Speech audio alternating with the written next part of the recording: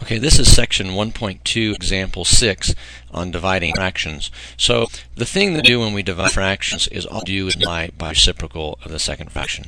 So 2/3 divided by 7/15 is going to turn into 2/3 times 15/7. So what we focus on is we're going to turn the division into multiplication, and we do that by taking this fraction right here and turning him upside down.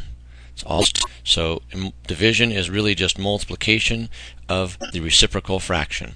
So we end up with 2 times 5 and 3 times 7, but before I do that multiplication, I'm going to notice that the 3 and the 5 share something in common. So I'm going to say, well, that's really 2 times 3 times 5 divided by 3 times 7, so that I can reduce some things along the way, namely that 3 that's going to go away, then finishing me up with having a final answer of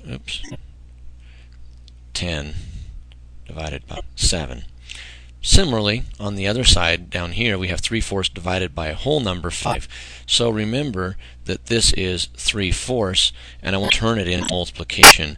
And because this isn't a fraction to begin with, I'm going to take my 5 and turn it into 5/1. So this becomes 3/4 times 1/5, with the division doing the reciprocal to get, and then having the multiplication come about. So I have 3/4 times 1/5. I end up with 3 on the top and 20 on the bottom. So our numerator is 3 and denominator is 20. Multiply across, nothing was in common. Mixed numbers can't multiply without converting them to improper fractions. We can't without doing it, because division really is just multiplication of reciprocal.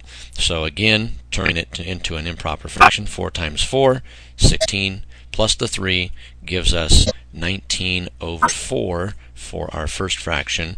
And then I'm going to call it division, and this is going to be 1 times 2, which is 2, plus 1 makes 3/2. Well, that's not going to work because I have this division symbol going on, so I have to say, well, that's really 19/4 times 2/3. Now we'll look at it and I'll say, well, the 19, it's prime, nothing's going to divide out of that. But let's look at this 2 and the 4. It could be reduced, so I'll do it the quick way here, is I would say, well, the 2 reduces, giving me a 1, and the 4 reduces, giving me a 2, because it's really 2 times 1, this is 2 times 2, reduce one of the 2's away, and that's what we get. So we're left with, at the end of the day, a 19/6. Again, you could take that improper fraction and convert it into a mixed number if you wish.